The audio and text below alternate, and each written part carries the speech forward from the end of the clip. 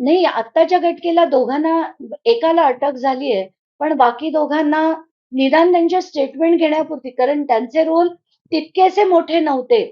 आता जे शीतल आंधळेचं मी ऐकलं, की "तू जर तुला नांदायचंय तर नांद, नाहीतर आम्ही आमच्या भावाचं दुसरं लग्न करून देऊ."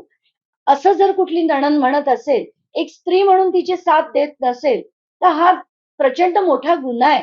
पण आता या सगळ्यांना त्यांचे स्टेटमेंट्स घेऊन याच्यातल्या योग्य त्या चौकशी करून म्हणजे तो पंकजा मुंडेचा पीए आहे म्हणून जर हे दाबलं गेलं तर तसं होऊ देणार नाही.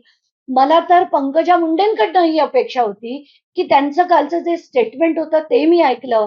त्याच्यात सरळ लिहिलंय, की 6:30 ते 6:45 मध्ये मला ही माहिती मिळाली. मग पंकजाताई तुम्ही त्या कुटुंबाला जे पालवे कुटुंब होतं, तुमच्याच आडनावाचं कुटुंब होतं, त्या आडनावाच्या कुटुंबाला तुम्ही का मदत केली नाही?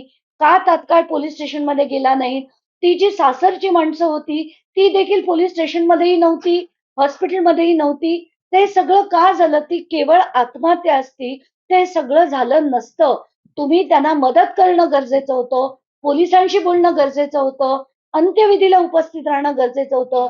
जर तुम्ही लग्नात होतात, पुत्रसमान मुलगा होता, जर तो तुमचा पीए होता, तर मग त्याची बायको जेव्हा गेली, तुम्ही तिथे का गेला नाहीत? असंख्य प्रश्न आहेत.